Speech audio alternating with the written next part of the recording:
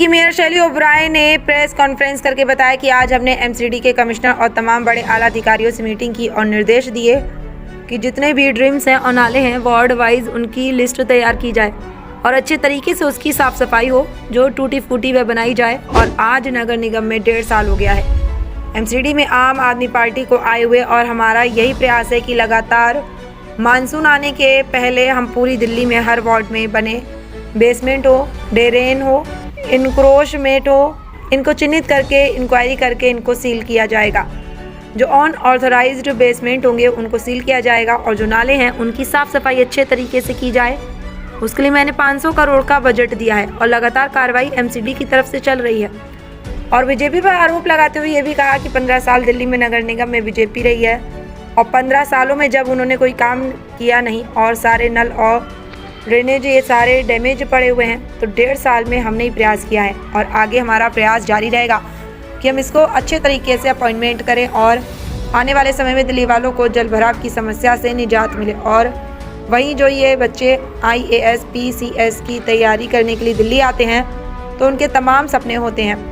और जिस तरीके से ये दुखद घटना हुई है उसको लेकर के हमने अब तैयारी कर रहे हैं कि आगे इस तरह की कोई घटना ना घटे। सभी मीडिया बंधुओं को मेरा नमस्कार। जैसे हम सबको मालूम है कि कुछ दिन पहले राजेंद्र नगर के एक कोचिंग सेंटर की बेसमेंट में पानी भर जाने से 3 बच्चों की जान चली गई और अभी भी दिल्ली में मॉनसून जारी है और जगह जगह जो है वाटर लॉगिंग और जल भराव की समस्या देखने को मिल रही है। राजेंद्र नगर के केस को देखते हुए और जगह जगह जल भराव की समस्या को देखते हुए कुछ जो है हमने अधिकारियों को निर्देश दिए हैं। पहला, दिल्ली में जितने भी कोचिंग सेंटर्स हैं जो बेसमेंट में इल्लीगल तरीके से ऑपरेट हो रहे हैं, जितने भी बिल्डिंग बायलॉज हैं उन नियमों का उल्लंघन कर रहे हैं, और उन सभी कोचिंग सेंटर्स पर एक्शन देने का निर्देश अगले दिन से ही दे दिया गया था और उस दिन से लेकर आज तक उन बेसमेंट्स पर एक्शन लिया जा रहा है और साथ ही उनको सील किया जा रहा है। दूसरा, एक समस्या और भी देखने को मिली राजेंद्र नगर के केस में कि वहां पर एंक्रोचमेंट थी। जहां जहां फुटपाथ और ड्रेन्स पर पूरी दिल्ली में एंक्रोचमेंट है, वहां पर एंक्रोचमेंट ड्राइव चलाया जाए और उन ड्रेन्स को खोला जाए जो एंक्रोचमेंट की वजह से ब्लॉक हो चुके हैं और जहां पानी की निकासी होने में दिक्कत करते हैं। तीसरा, अभी जैसे आपने देखा जहां जहां पानी की समस्या है, जल भराव हो रहा है, उन सभी इलाकों में स्पेशली जो वनरेबल पॉइंट्स हैं जहां पर वाटर लॉगिंग की समस्या ज्यादा है, वहां पर पोर्टेबल पंप्स लगाए जाए। जैसे आप देख सकते हैं जहां जहां समस्या वाटर लॉगिंग की आई वहां ऑलरेडी पोर्टेबल पंप्स को इंस्टॉल कर दिया गया है। और कल ही मैंने कमिश्नर एमसीडी को निर्देश दिए हैं कि 24 घंटे 7 दिन जब तक ये मॉनसून है एमसीडी के सारे अधिकारी और सारे स्टाफ काम करेगा और अलग अलग शिफ्ट में उनकी ड्यूटी लगा दी जाएगी, क्योंकि हम नहीं चाहते कि ऐसी जो इंसिडेंट इस बार हुआ राजेंद्र नगर में कोई भी ऐसा इंसिडेंट दोबारा हो। उसके बाद एक समस्या और देखने को मिली कि जहां जहां पूरी दिल्ली में ओपन वायर्स और केबल्स हैं, पूरी दिल्ली में इन इलाकों का सर्वे किया जाए और इमीडिएट एक्शन उन वायर्स पर लिया जाए और साथ ही जो हमारी एजेंसीज हैं NDPL और BSES इनके साथ कोऑर्डिनेशन में वो काम किया जाए। क्योंकि हाल ही में एक केस देखने को मिला था जहां पर एक UPSC एस्पिरेंट्स की करंट लगने से जान चली गई थी। उसके बाद दिल्ली में कुछ ऐसे इलाके भी हैं जहां पर ओल्ड बैरल्स हैं। ओल्ड बैरल्स, अगर हम बैरल की स्ट्रॉन्ग वाटर ड्रेन है, वहां पे कंबाइंड ड्रेनेज होती है और सबसे ज्यादा समस्या उन इलाकों में देखने को मिलती है जहां पर ऐसे बैरल्स होते हैं। तो अधिकारियों को इस चीज का भी निर्देश दे दिया गया है कि पूरी दिल्ली में सर्वे किया जाए कि जहां जहां कंबाइंड हमारा ड्रेनेज है वहां पर जो है एक्शन जल्द से जल्द लिया जाए ताकि जो वाटर लॉगिंग की समस्या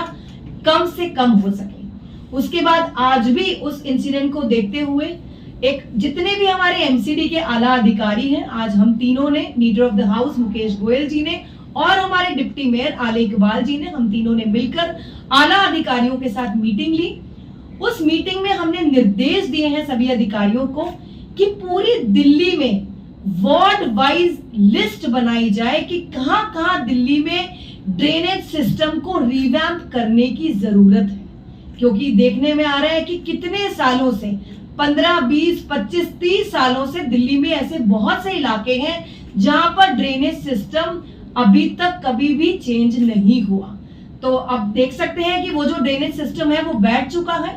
तो वार्ड वाइज लिस्ट बनाने के निर्देश आज दे दिए हैं और इन्हीं जितनी भी लिस्ट बनेगी उस ड्रेनेज सिस्टम को रिवैम्प करने के एस्टिमेट बनाने के भी निर्देश दे दिए हैं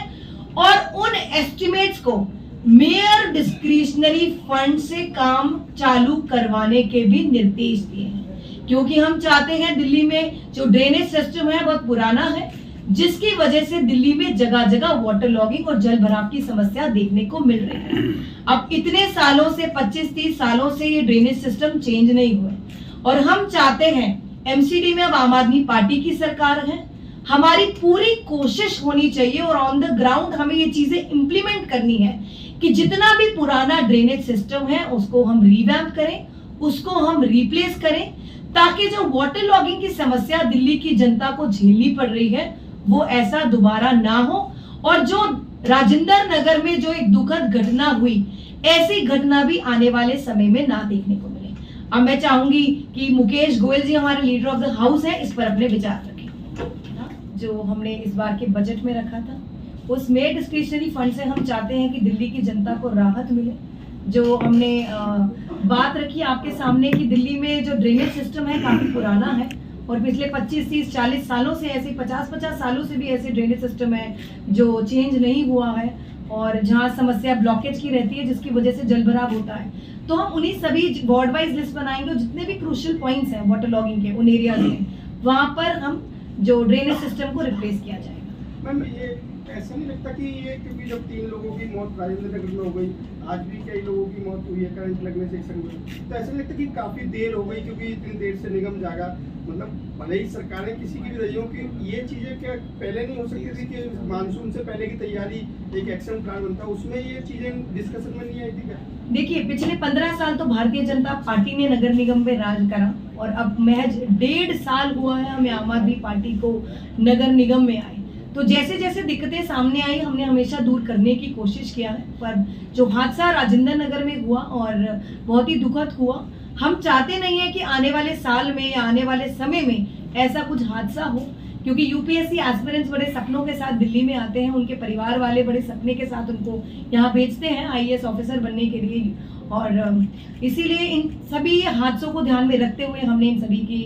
आदेश जो है अधिकारियों को दिए। खोड़ा के में जो हादसा हुआ जिसमें जहां वो डूबे और जहां उनके शव मिले वो एमसीडी और डीडीए का जंक्शन था, वहां उनके शव पाए गए और वो जो डीडीए की सड़क और ड्रेनेज है वो एमसीडी को उसके हवाले कर दिया गया था। तो ये आप कैसे कह रहे हैं कि वो डीडीए का और डीडीए कह रहा है कि वो आपका है? इस पर जरा अभी तक जो सूत्रों से मुझे मालूम हुआ है वो डीडीए का ही ड्रेन है। अभी इस पर भी मैं पूरी जांच के आदेश देने वाली हूँ, अधिकारियों से बातचीत करने वाली हूँ, फिर जैसे पूरी जो रिपोर्ट होगी आपको दे दी जाएगी। बहुत बहुत